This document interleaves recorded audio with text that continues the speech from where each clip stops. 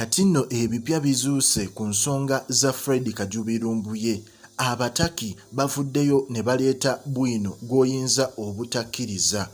Gwe yonna gy'osinziira okubanga weekuumidde ku mukutu gwa Projan Media, tugamba bugambi gw'omupya ku channel eno subscribinga onyige n'akaakado osobole okubanga updates zonna ezigenda maaso mu ggwanga Uganda ozifuna bulungi nnyo, olw'ensonga nti tuba n'amawulire mangi, w'oba tonyize kade oyinza okusubwa.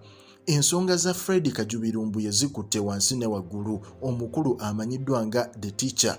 Omukulu Lumbuye olunaku olw'eggulo ku ssaawa 3:05 kigambibwa okuba nti omukulu Fred Lumbuye we yawambiddwa abantu abataategeerekese, era nga kigambibwa okuba nti abasajja babadde bana abasobodde okuba nga bamusalako ne bamuwamba. Era amawulire gano gaasaculatinze nnyo, story ez'enjawulo kwe ziri kuno ku Projan, osobola oyitako mu vidiyo ez'emabega okutandika ku makya, ojja kuba ofuna bwino asingako. Naye ate ebipya ebizuuse ku nsonga eno ey'okuba nti yawambiddwa, ffenna twabadde tumanyi nti ba state mafias ab'eggwanga Uganda be baavuddeyo ne baba nga bamuwamba, ng'era tumanyi nti olukwe lwaviiridde ddala wano mu ggwanga Uganda okusobola okuba nga bateekamu akasimbi akawerako okusobola okuba nga Lumbuye awambibwa. Naye ate amawulire agaakagwawo galaga nti omukulu Fred Lumbuye teyawambiddwa, wabula yasibiddwa busibwa,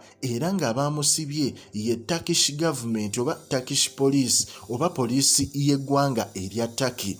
Era nga kigambibwa nti omukulu Fred Lumbuye nga tannasibibwa baasoose mulaga kibanja kye oba giyite Facebook account ye, ne bamulaga vidiyo zazaakola ez'enjawulo ne bamulaga vidiyo zazaakola ez'enjawulo, security alerts zazaawa bannayuganda ne vidiyo ez'enjawulo zazze akola. So mu mbeera eyo kasita baamaze okumulaga profile ye eya Facebook ne batandika omufoosinga okusobola okuba nga abaako sayini ez'enjawulo z'ateeka ku mpapula.